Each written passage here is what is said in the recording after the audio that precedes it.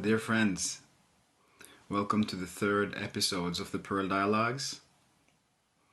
In this episode, we host and have invited on Odile van Eck. She is a teacher that has a group in Germany and also works with private students. My experience of this podcast is that it is very delicate. There is such a sweetness in the field, and I feel there is so much depth and love that comes through in this podcast. We explore not knowing. We explore the sensitivity of the soul and how we as human beings can land deeper in ourselves. So this podcast, again, is an invitation into presence, listening with presence. At time, we experience stillness together. There is some music, some laughter, and some deep sharings.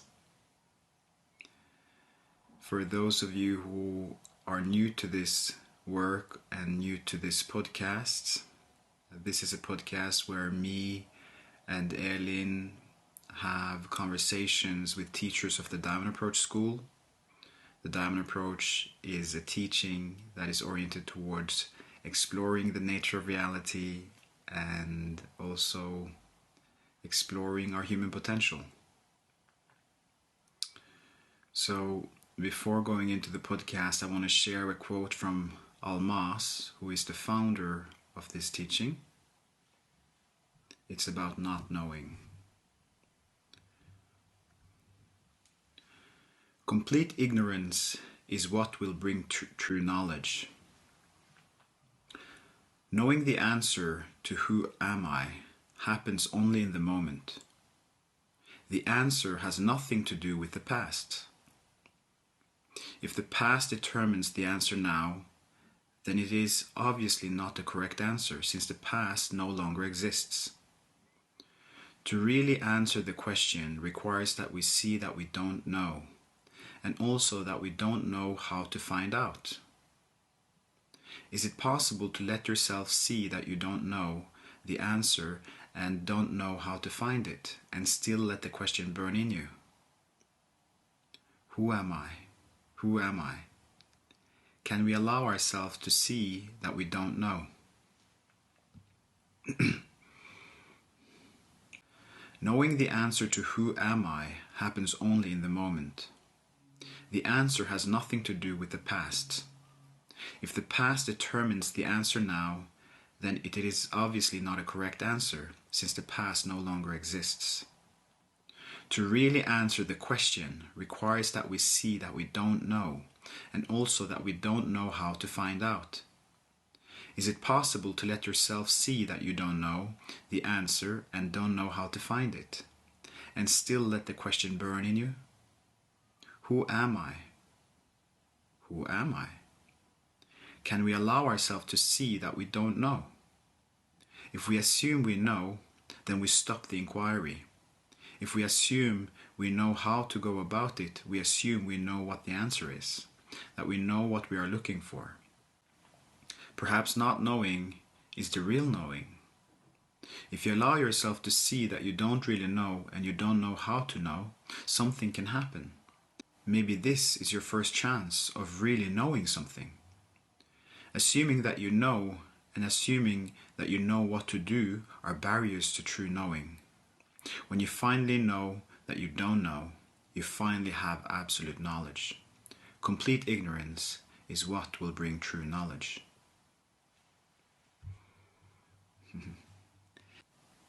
With that, I'm going to say enjoy and thank you. Welcome, Odile. Thank you.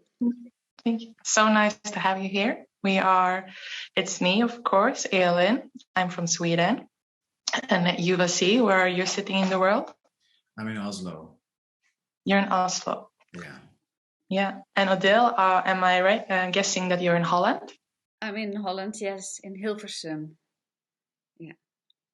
Yeah, beautiful. So we're having this like meeting together from these 3 different countries.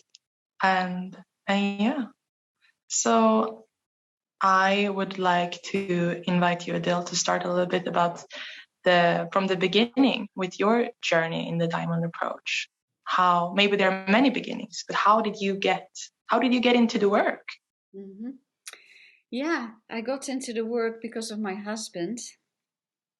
He was in the school 5 years before I joined. I was on a different path at the time, and he taught me to inquire. So although I wasn't in the work, I did practice inquiry with him right from the start, I think. And through the process of inquiry, I got more and more guided, and I just felt how my husband changed through the work. I, I just felt him change, and I could feel that change is what I want to. That way of learning to be. So that's how I was sort of drawn in, and I think right from the start, inquiry has been an absolutely big gift in my life that has guided me. Yeah, so that's how it started, and I came into a group that was already existing. Europe 2-3. It was at the time. It was Europe 3. We merged later. So that was a challenge. I had to listen to many recordings from retreats that I'd missed. So I was, listening to a lot of tapes at the time. It was still tapes, and doing the exercises. And but then it was great to be able to join that group, and it's been my home group. It's been really important. Holding, lovely to be in a group like that. Yeah. And that group is still ongoing. Yeah, we're still ongoing, although we're now merged with Europe 2.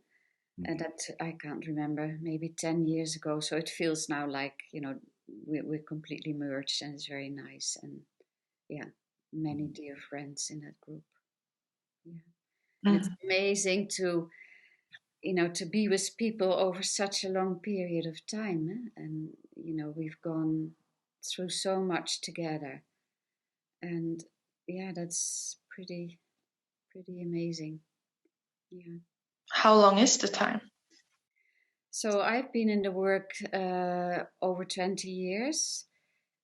The group Europe 2 started like maybe even 25 or 30 years ago, and Europe 3, 25 years. So it's like really, and most of us I expect we will stay till the end. It's we share life together. And would you say that your life or something has shifted after you also became a teacher, shifted from student to becoming a teacher and continuing being a student, obviously, but how has that impacted your life now becoming a teacher as well? Yeah, it has very much changed my life. I mean, my professional life, my work life. I used to be a musician. I played in an orchestra for 22 years. And then when I joined the Ridwan work, I was still in the orchestra part-time. And I also worked with clients. I had a practice, but that was different type of work. And then when I became a teacher, I left the orchestra already before. But it seems very strange, but suddenly, I just work with students now. And so all my other work seems to have disappeared. And so now I'm a full-time Ridwan teacher and loving it. Yeah. When I was in the orchestra, although I love music, obviously, I'm very, very touched by music. But being in an orchestra was never really the destination of my soul. And I struggled a lot, being in being in that circumstance. And I think it was also inquiry, that made me take the step of leaving my job and all the security that came with it, and my pension, my insurance. So there was, for a long time, I felt, oh, this is not my place, but it's a big thing to give up a job. And, I can feel that this work has really made it very clear to me. There was like a very clear moment that I just knew it was over. And then it was over. So it's amazing to feel that clarity when it arises. What's happening in you now as you're sharing this with us? That's a nice question. I mean, I think there's some moments in my life that really stand out. Like there's such a clear knowing. And this was one of those moments. I will always remember it. And so it's touching to know that I've been guided so lovingly, so clearly. And that at very crucial moments in my life, the knowing was there. And when I speak of knowing, I don't mean, knowing in my head, because I knew it in my head already for a long time. But it's like all of my beingness at that moment knew it's over. And then there is never any doubt, or feeling sorry. It's really over, then it's finished. And yeah, that's very touching. That the guidance, what we call in our school, what we call the guidance, to feel it so, in operation. Yeah.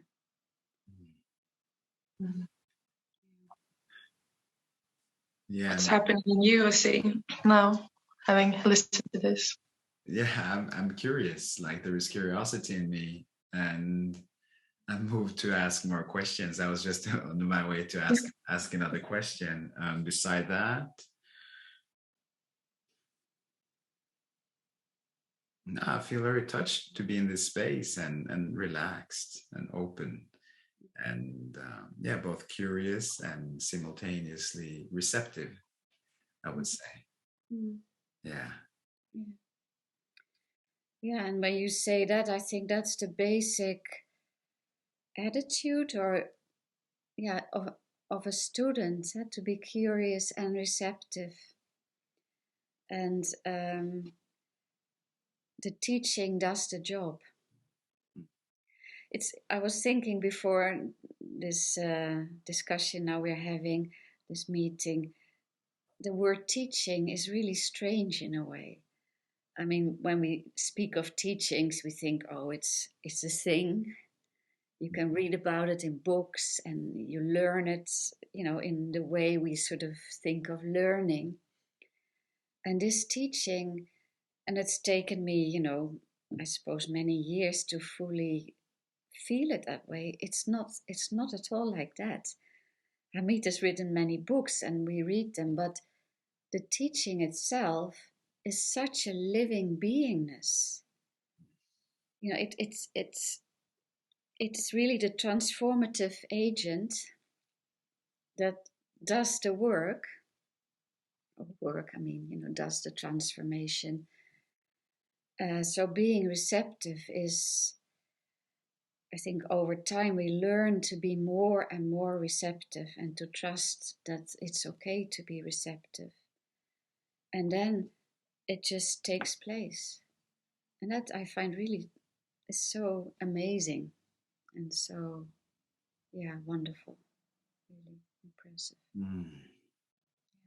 Yeah, it sounds like something I read on your profile, that being in the teaching and manifesting is sort of happening simultaneously, or is that what you're referring to? Or yeah. So the teaching, the word doesn't really fit anymore. So the unfolding, the mystery, I like the word mystery, gets more and more free space to be every unique manifestation. And that's what the mystery obviously loves and plays with. It also feels playful. It's not a serious business, this path. it's full of surprises and full of surprises. It's like wow, yeah. So I very much resonate with that. And one thing that I've been contemplating over the last couple of days or last weeks is this different dimensions of our consciousness. So the human dimension or the human self, and then you could say more the metaphysical self. And when you were talking about being in the orchestra, you were talking about partially talking about like the difficulty of being in that and simultaneously having a feeling or intuition I'm not meant to be here long term, and the struggles around security and the risk, the uncertainty about potentially stepping out of that. Like, after having kind of been in this process for such a long time, what is your understanding of the human self, the human part of us? How do you relate to that dimension of ourself, and in relationship to, you could say, the metaphysical, either soul or our beingness beyond time and space? How do you see that relationship? Yeah.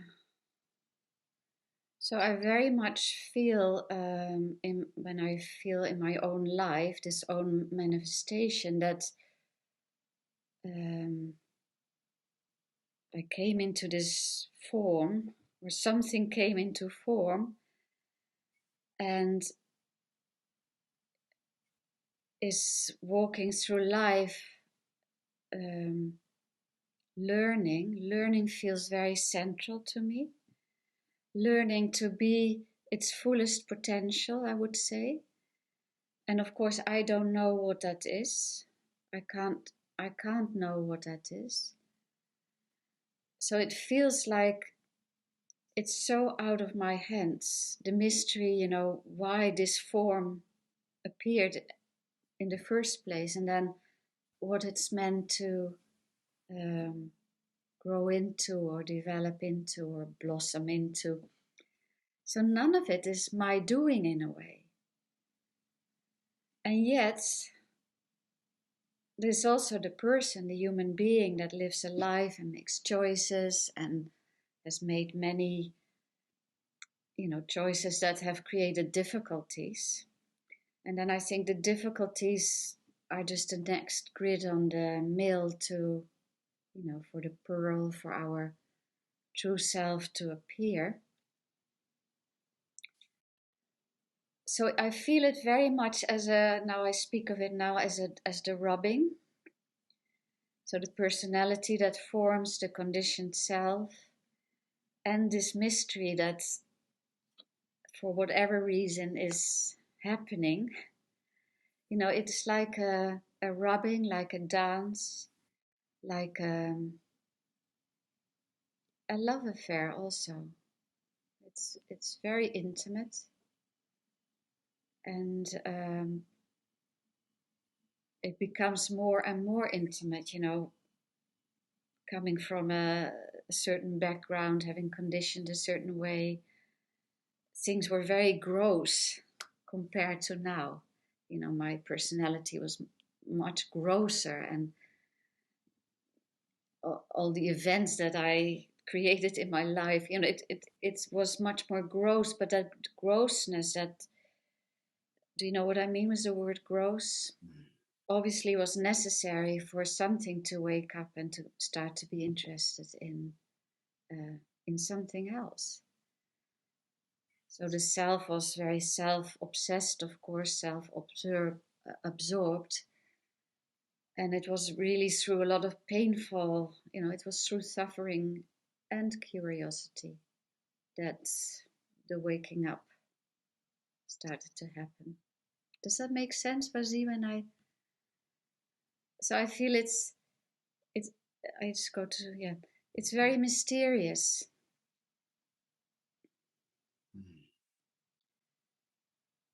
How the two work together. How does that resonate in you, Elin? How do you receive that?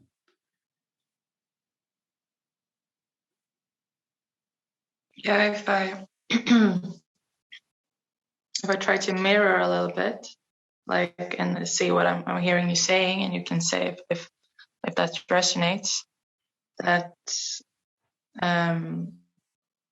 a part of the ego structure, there's some grossness to it, some like self-absorbedness, which during the work you have small awakenings or big awakenings, realizing there's something more, but that is quite painful. And is that what you're referring to as the rubbing? Or Yeah, is it's were specific suffering, you know, specific losses in my life. I could say that were so painful that from the ego self, I just couldn't manage that anymore. So that made me look for, you know, first of all, therapy and then all sorts of other things. So that kind of guided me to a more spiritual perspective. Mm. And then, so the real suffering that I had, you know, before I did this work uh, has really changed. yeah. Yeah, and to your question was see like how it resonates with me. I like what comes to me in the flow is this, that for me the work, to do the work because nothing else really works. Yeah. Like it, I've tried different things. After being in painful situations, being left by people who I loved in different ways, and then realizing there must be another way. And from there also connecting to non-dual awareness.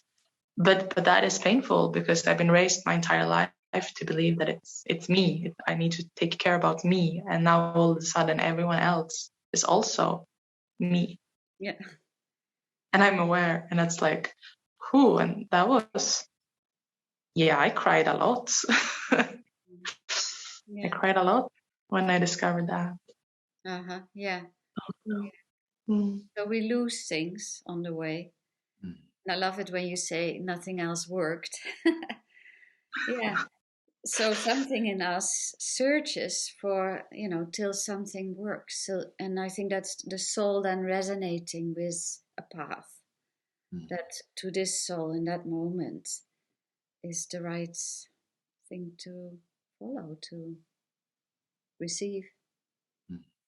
Yeah. Mm. And now you mentioned the word suffering. Um, I'm curious about that. So in my own life, I see that, there is this access to to being and the mystery, and there is an awareness of this. Simultaneously, I notice that the human part of me, or um, the human part of me, I mean, I do experience frustration at times, particularly navigating this life.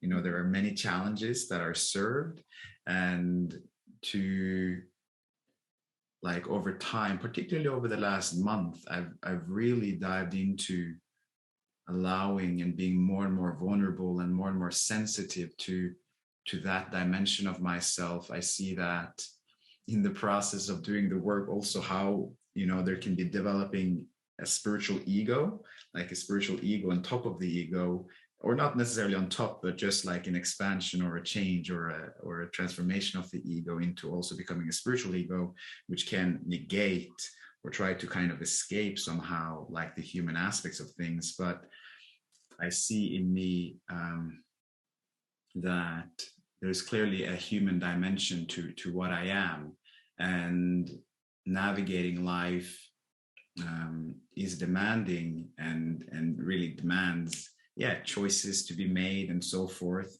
Who makes those choices ultimately? That's something that one can discuss, but essentially I experience this flow and the need to make choices, and also frustration and desires about, this and that, and longings and so forth.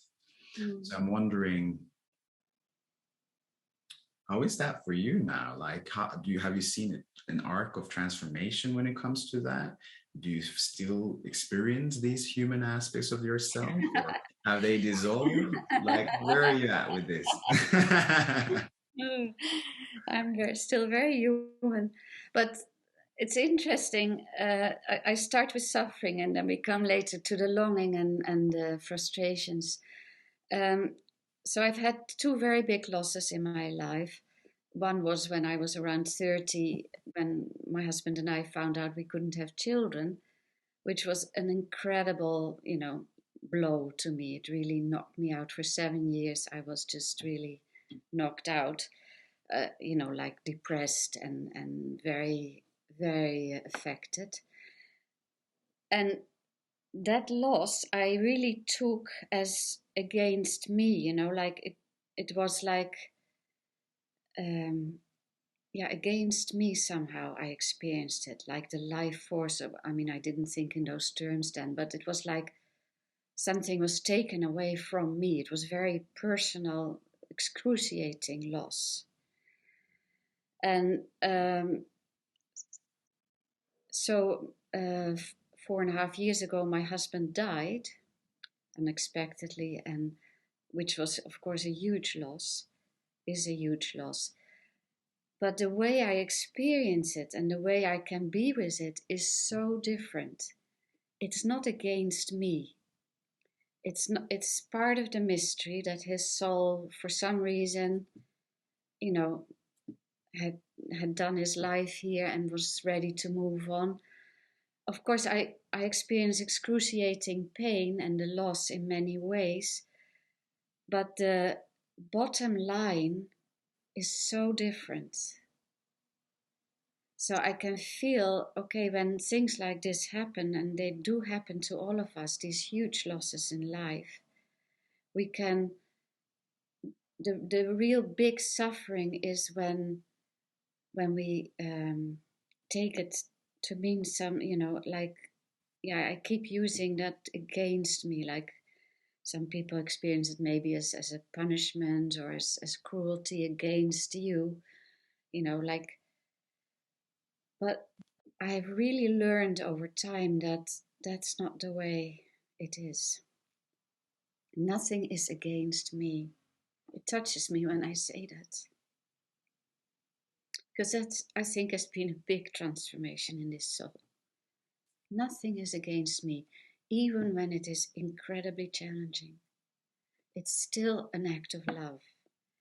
And it's for me the invitation to be open to that and to find the love and to trust. It's very touching. That's a really big change. Yeah, I never verbalized it this way. Yeah. Yeah. Thank you. Thank you for sharing. Yeah. Thank you for verbalizing. Yeah. Yeah, And I am incredibly grateful that I can be with this loss now in this way. And my heart goes out to all the people that can't, that don't have the support of this path or any path that helps them. I can't imagine what it must be like. Mm. And what comes up for me when you speak of that is like the difference between being consumed in the ego personality and the narratives and the stories and the beliefs versus this space or this condition of being in presence and being like more like being in some sense inclusive, curious, and simultaneously in a real way detached from one's own narrative and the narratives of the ego, basically. And much of the frustration that I see in myself is obviously kind of a friction that is created between what I think ought to happen or should be and what is not. Yeah. So, yeah. Yeah, I smile and I nod when I hear you say that, because of course our ego selves are full with such ideas and maybe even demands, like we have a right to become old or to stay healthy or to have kids or whatever it is that we feel we have rights to have a good job, to anyway, all these things. And yeah, then life turns out to be quite different. And that, of course, creates a lot of what you say, the frustration, the suffering, maybe a lot of anger, disappointment. I mean, a lot of suffering. And why me? That's the question people often ask. Why me? Why? And it's not fair. People shouldn't die young, or people shouldn't this or that. And yet it happens all the time. And so I think exactly what you say was the turn from living from the narrative and trying to make some kind of logic and fair world view for yourself and for the world creates an enormous amount of suffering. Yeah. It also brings in the notion of the ego ideal. Yeah, say more.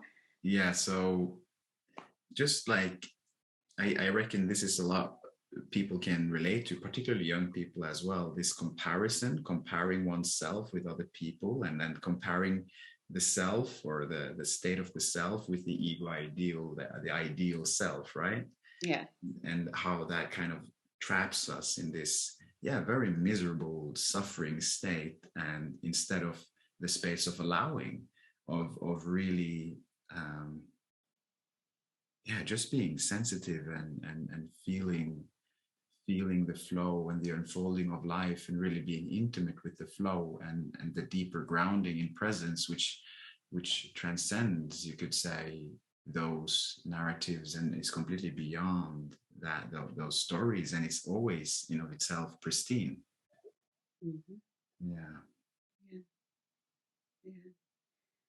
And would you say that change from living in the narratives and then slowly, was it a slowly, or how do you want to say a little bit more about the process that you?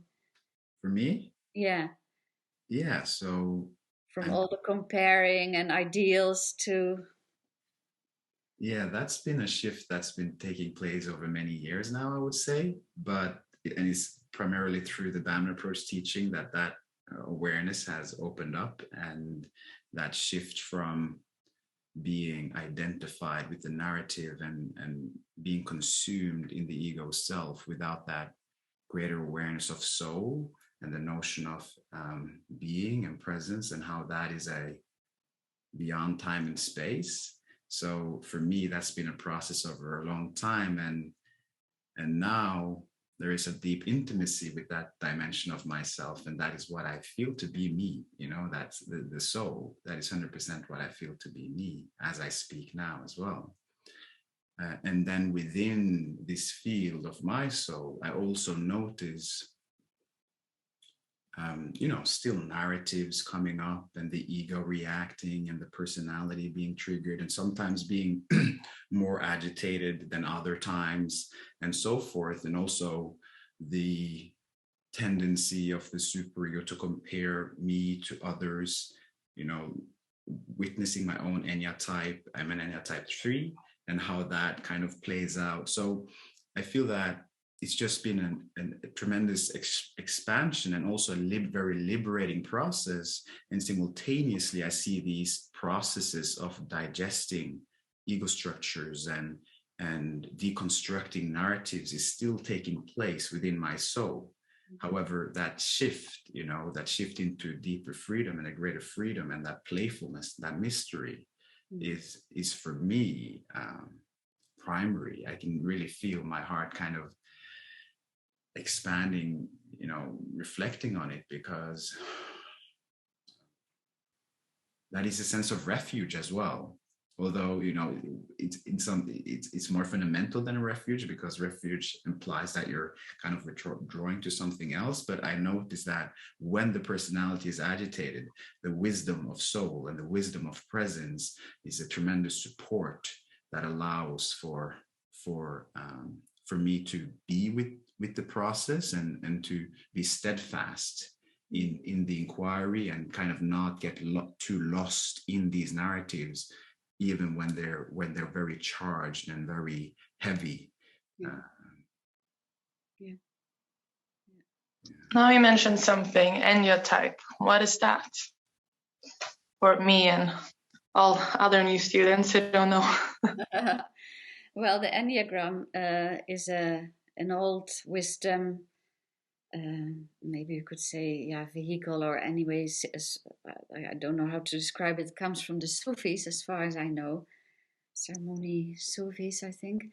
And it's been underground, the wisdom of it has been underground for a long, long time, I think centuries, and resurfaced with Gurdjieff and Ichazo in Chile, and has become very popular. It describes 9 facets.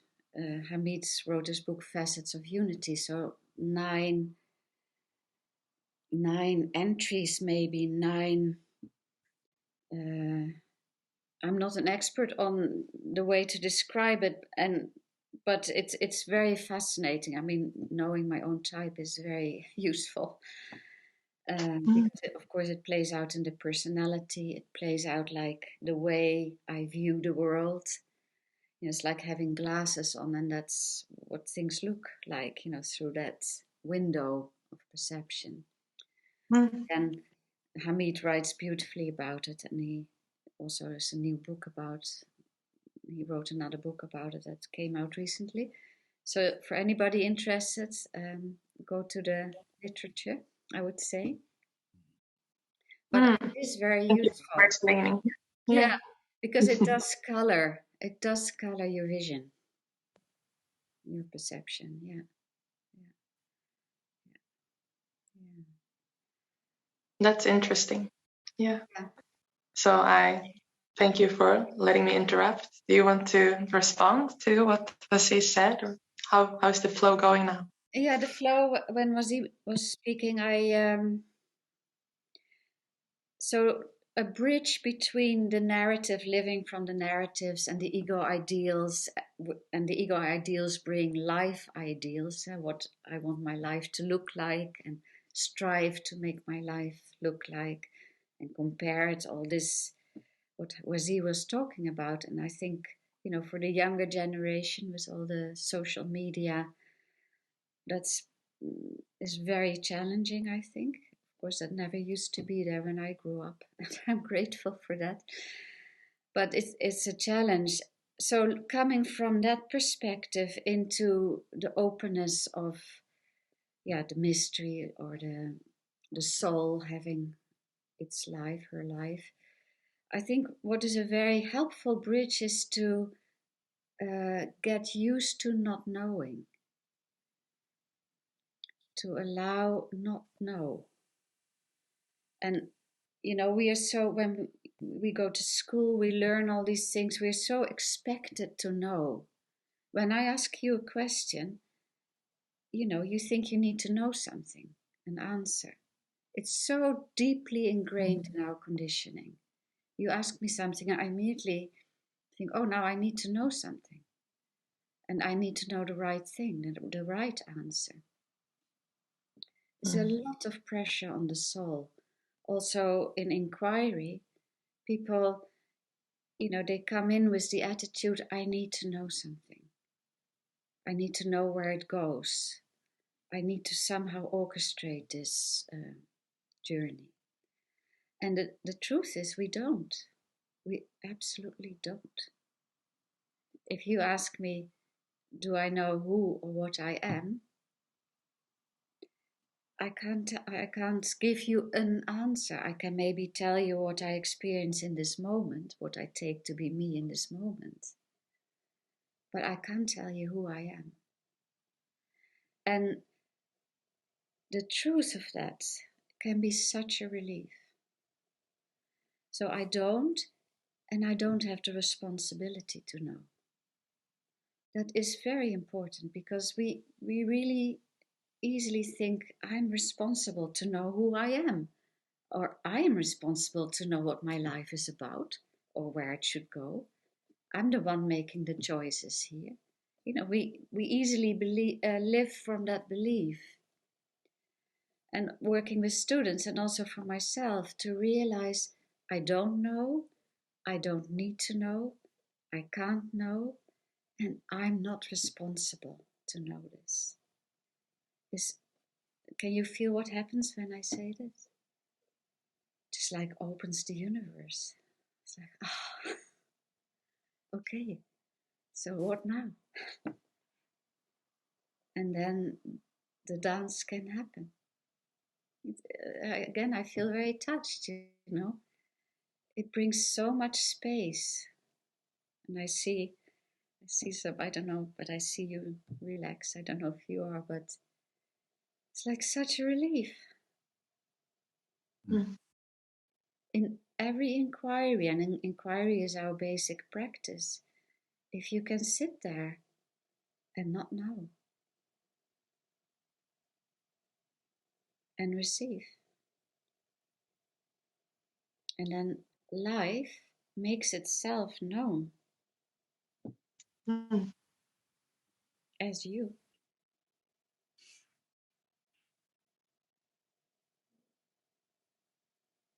Beautiful. It's beautiful. Yeah, it is beautiful. What a gift, huh? Mm. It's the gift life is giving to itself. Mm. When you talked a bit earlier about the mystery, I heard it like you were almost talking about the mystery like a person, Mm-hmm. like an individual.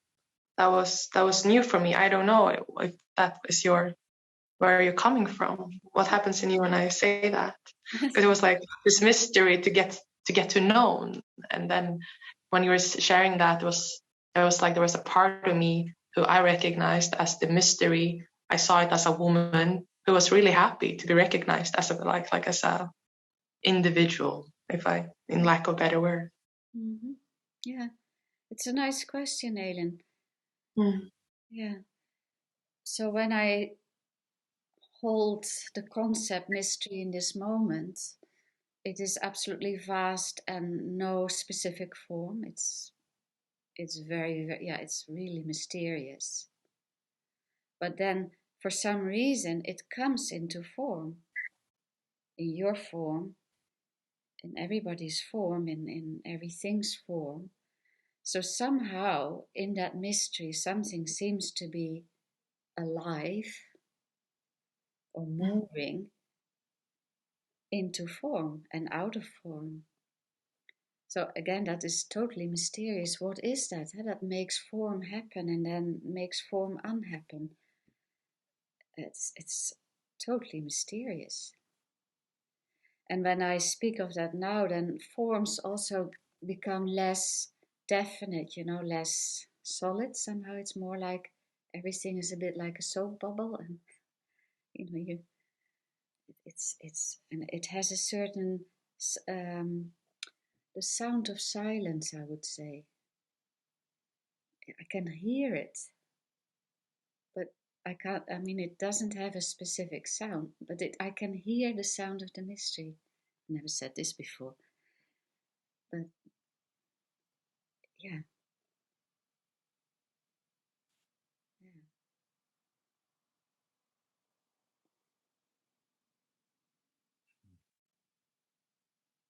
yeah. Mm.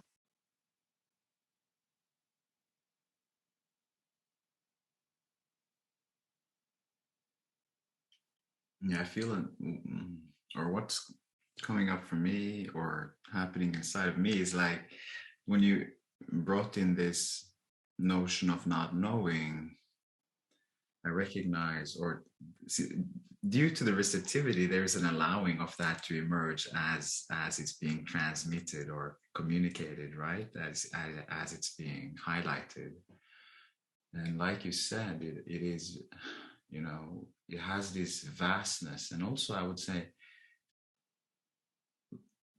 relaxation, and also an element of blissfulness to it, like an element of delight in not kind of contracting or trying anything. It's more freedom. And then what comes up is action happening, like action through non-action, or doing through non-doing. And how do you experience that in your everyday life? Like how is that for you in, waking up in the morning, making dinner? Like how does this wisdom flow in your everyday life? Yeah, lovely question. And then the word flow is so fitting here. So the way I would say it, I'm either in flow or I'm not in flow. And when I'm not in flow, obviously the ego self is in the way, trying to whatever manage or meddle or change something, or has an idea how it should be going and controlling and all that stuff. So then I'm not in flow, and a day feels totally different. An hour feels very different. It's hard work in a way, and things become tasks. And I got my task list.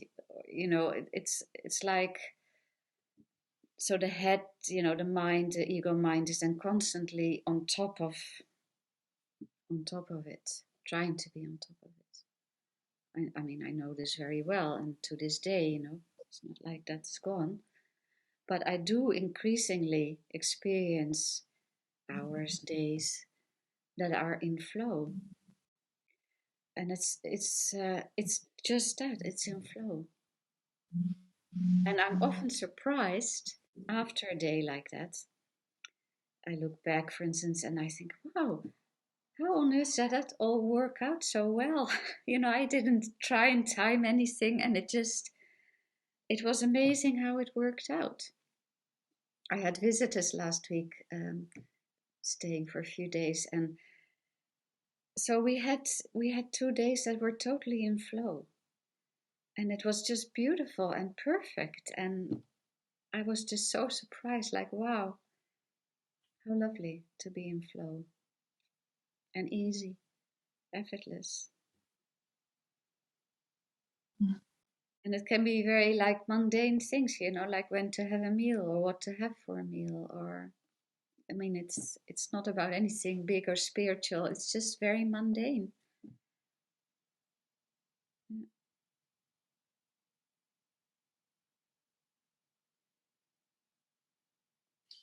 And at the times when the ego is more agitated, or there is like the absence of flow but more the struggle, like what is your approach being with that? And in those situations, how do you experience yourself? Mm-hmm. Well, depending on how much I'm caught.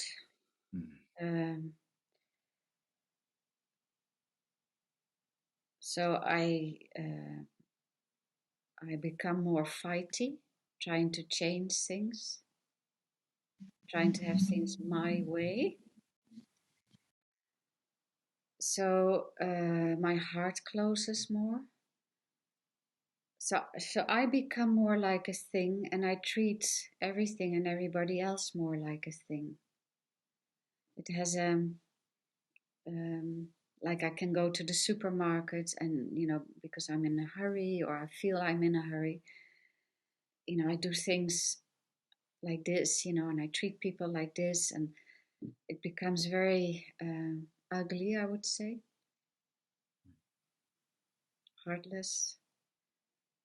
And depending on how awake I am or not. I will notice it more quickly or not so quickly. And then when I notice it, I will try and slow myself down. For instance, one phrase I use, I like that, is I have time for this moment. That's a very good one for me. I have time for this moment. So that can help me fall out of the rat race. Or I can break it. I can, for instance, sit or do a little bit of gardening will often help me get in a more flowy space. So I have my ways to help myself. And sometimes it just simply doesn't work and something needs to rage itself around. And then, yeah. But I would say, having been in this work for a long time, there's a lot more flexibility in the soul. So there is more choice, more awareness, of course, and just more options. I can do an inquiry that will certainly shift my state of being.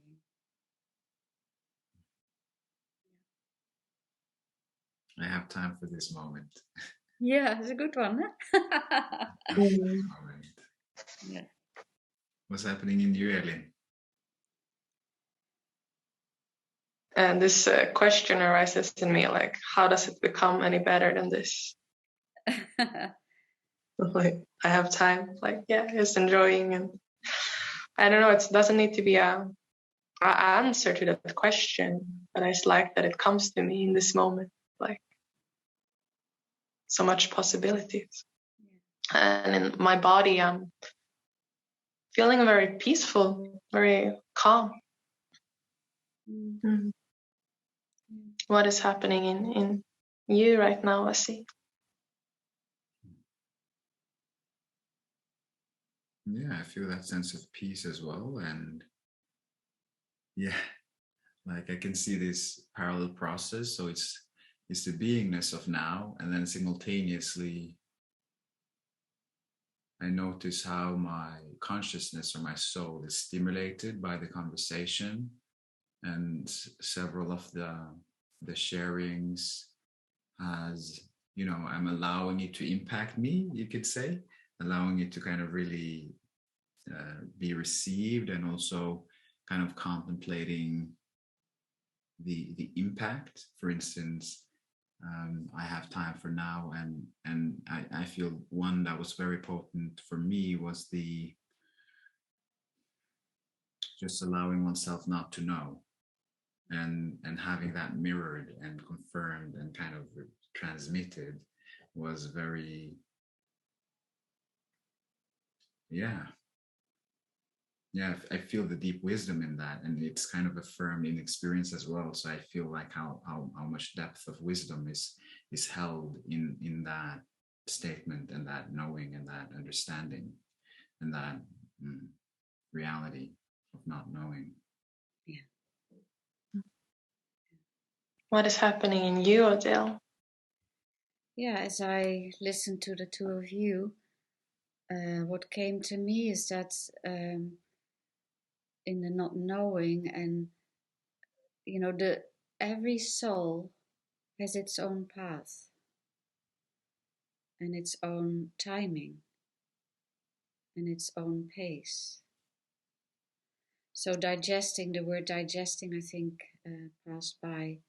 So important. Receiving, allowing, digesting, which means, just like with food, it goes through all these processes in the body, like teachings, like words, when transmission, when we really allow time and space for it and give the soul her own pace to digest, to absorb, that is so important. And it's one thing, we may think the more retreats I do, the better, the more books I read, the better. the more teachings on YouTube or wherever I listen to, the better. Filling ourselves up with impact, with food, can actually be, I don't know if it's harmful, but the soul is so sensitive and it's so personal what your soul can absorb and wants to absorb and is ready to absorb. It's so personal. So again, you can't compare yourself to anybody else. And it requires a deep listening to what is your pace. And that's something that I really had to learn. And I have learned that in the Ritwan school. So not to judge anybody, on that.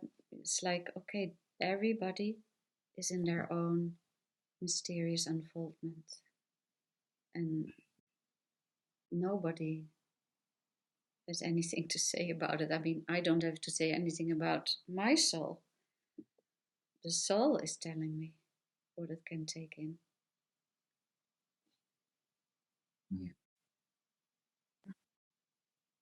I feel a lot of heart in that. I feel a lot of heart. Yeah. And respect. Huh? Yes, and respect. Yeah. Yeah.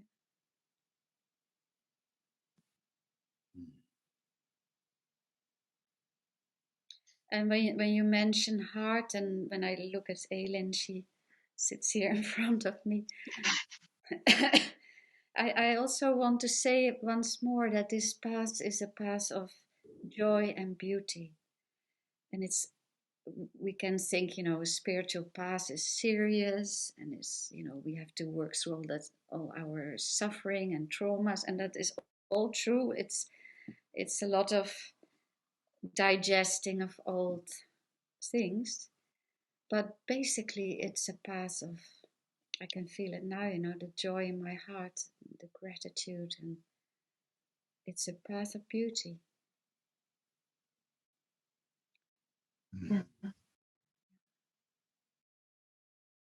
What comes to me when you say this that I'm so happy for the community in the work or the group, to have friends to share this joy and beauty with.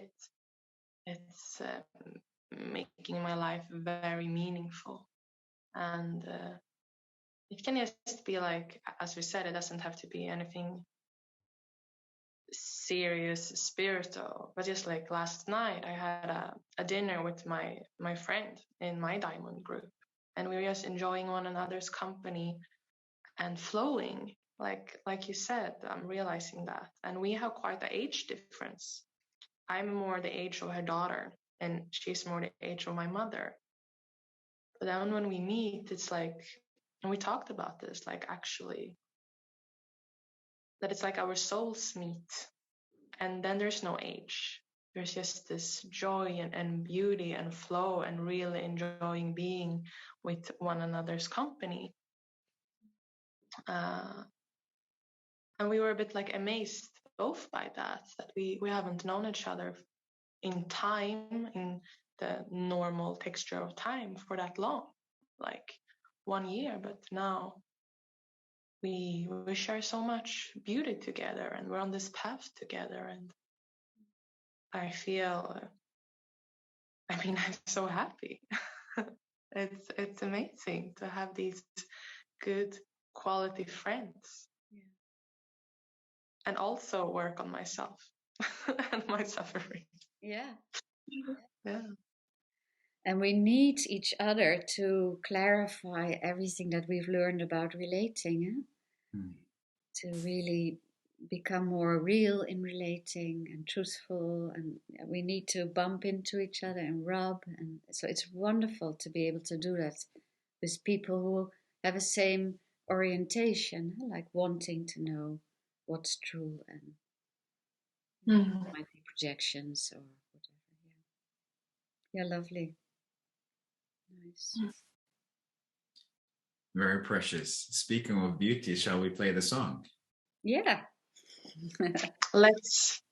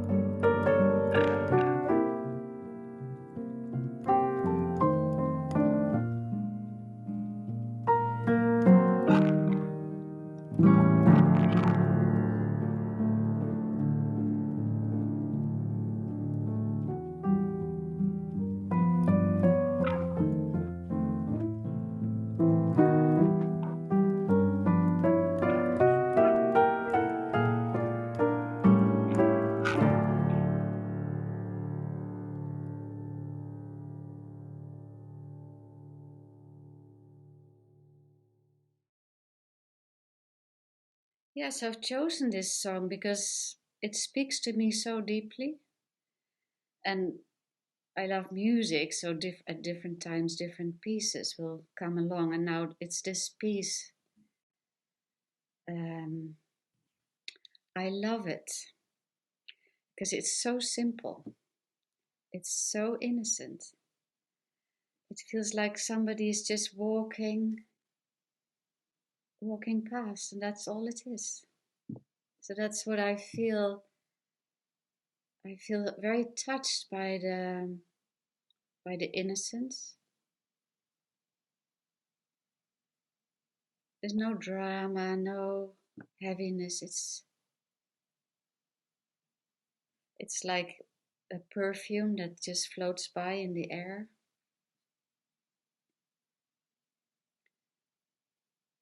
So one word that comes from me is light-footed.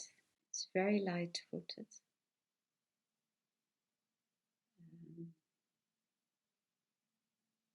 Has no assumption. And when I was listening to it just now, it was almost like I could feel the pianist sort of touching the keys, the piano keys. It felt like stroking, like it was just loving. And, where does this come from?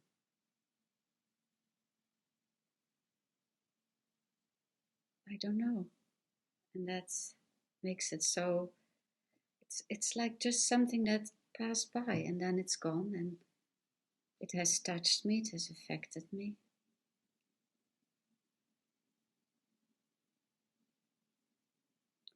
It kind of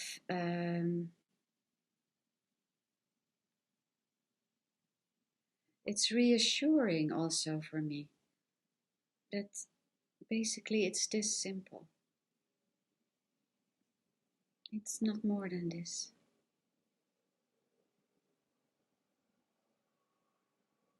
And somehow that's really reassuring.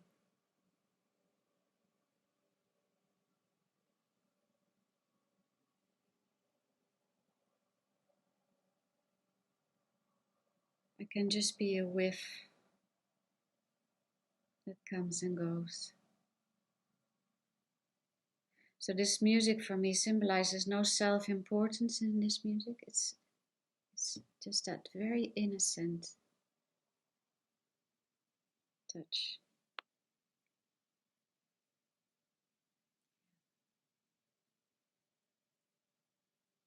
And I can feel my whole soul resonates with it. Yeah. Fluttering like a butterfly. Yeah.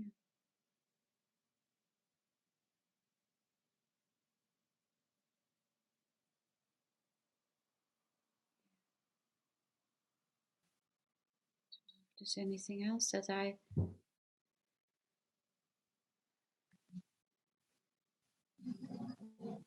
that's it?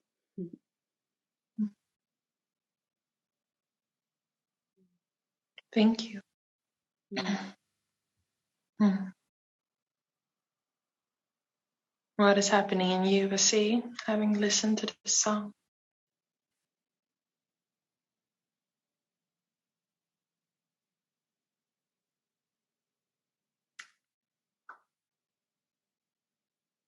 I can sense and I resonate with the simplicity that I feel that it embodies. And for me, this connects with the not knowing that's been a theme throughout our conversation, and the non-doing.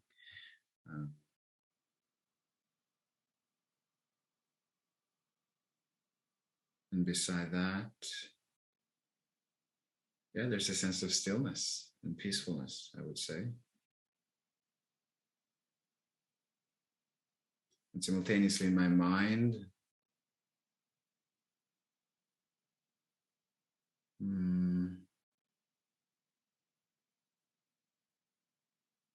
can also notice with everything that has transpired and what we've talked about today and the whole journey, the arc of our conversation, that I can notice certain structures being kind of coming to the surface, and I'm kind of working with that, like really feeling into them and noticing, you know, an example is shifting from that not knowing to suddenly becoming a somebody, and just inquiring into that shift and feeling into that structure that I feel still inside my soul somewhere, and kind of a part of my psyche or whatever. And so yeah, there's parallel processes happening of yeah, both the being and also the work, you could say.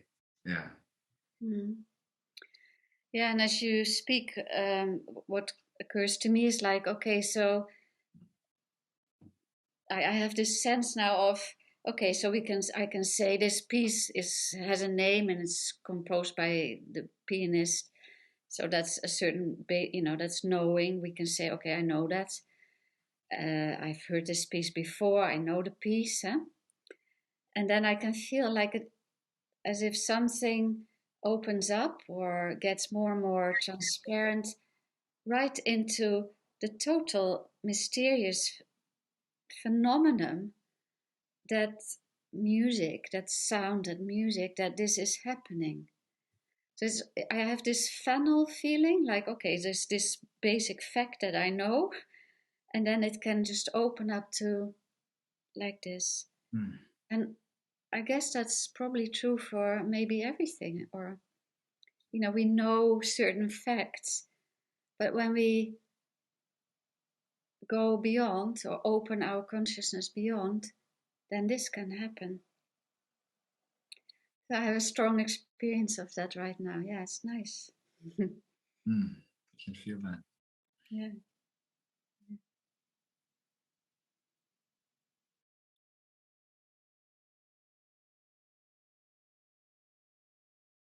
And Elin?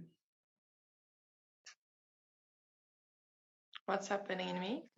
Yeah. Yeah. Mm. As I listened to this song, I was like, I started smiling. I saw this animated man walking down the street in some small town. I don't know, maybe Paris, and it's like having this hat on, and I don't know, finding an apple or getting an apple and just enjoying life, as in like life moving forward, and also moving forward a place and a town where there is drama, but it was like the protagonist of the song, like in these tunes, was unaffected by it, like walking in the flow. And at some part I just like smiled at the ease of it, like not getting attached on the lack, just flowing and walking and continuing. And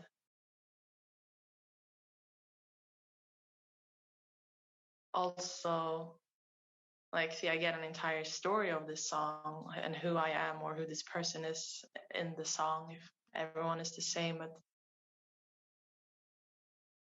but it somehow gives me hope to continue walking through life, and with and from your losses, as we talked quite a bit about losses in this episode.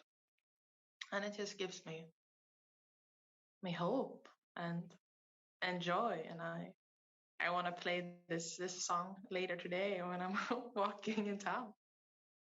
So I feel this is a good place where, Odile, maybe you would want to introduce and talk a little bit about the group that you're facilitating and starting in Germany. And Elin is actually a part of it, and my mother is become a part of it, or is in process of becoming a part of it. So what's happening on that level, and where are you at in that process? Yeah, so the new international group is called Diamond Heart Europe 4, which means there are 3 groups already, Diamond Heart Europe 1 and 2 and 3, and now we have number 4. And it's an international group, so everybody is welcome. It will be taught in English. It is being taught in English. And we started a year ago. It was a weekend on Zoom. Of course, because of the corona, we had to adapt our original plans. And we met last October in Germany, northern Germany, in person for the first time. And last February, we had our second full retreat, a week-long retreat that was on Zoom because of corona. And now in October, we are very optimistic to be able to meet in person. It is an in-person group. We meet twice a year for a week in a very nice place. Yeah, it's really, what can I say? I've been doing this for so many years now, and with my own group, and it's very precious and lovely. And maybe it's good, I think people may know this already, but there is a fund that supports young people who need financial support. So, to really make it possible for younger people to join. And of course, to be in a retreat space together for a week strengthens the effect of the work. It becomes, like a cooking pot. A lot of cooking happening, and then between the retreats there are follow-up meetings, and you can have sessions with a teacher, and there's a very active group in Diamond Heart Europe 4 that organizes inquiries among themselves, and so it's quite a lively group from what I know so far. Yeah, it's very nice. So everybody is welcome. You have to go through a application procedure, but if you're interested, you can apply and then possibly join. Aileen, is there anything else I need to say about that group? Is you're a member? I think it's filled with people with a lot of courage to look into their souls. I just want to say that. Beautiful people. Yeah. And and also that everyone who are under 40 in the Read One School Diamond approach are considered as young. So everyone under 40 could apply for this scholarships or financial support to be able to come to retreats. And also, if you need to bring your child with you to a retreat, then you can also seek extra financial support for that. So that's great. Would be beautiful to see more people. Yeah, it will. Yeah. Mm. And it's really precious, of course, to meet people from different countries and do this work. We may think we are from different cultures, but in the end, the basic themes seem to apply to all of us. Mm. Mm. Beautiful. Yeah. So we're coming to the end of our conversation now. Yeah. There's actually one more thing, but I don't know if the time, because on May the 30th, there is an introduction evening. Yeah. Please, so there's an introduction evening that's online for that people can join if they want to have insight into the group, yeah? Yeah. Mm. So May the 30th, 2022. Yeah. Perfect. Yes. And I think before ending, we want to invite you, if you have listened to this episode and you want to share like your experience listening to it, we super much welcome you to do so. How did it feel to listen to it? What do you think about the context? Do you want to just share your opinion or any questions you would like us to bring in further podcasts? Then you could contact us through the email in the bio. and we look forward to hearing from you. Yeah. Yes, indeed. Over to you, Vasi.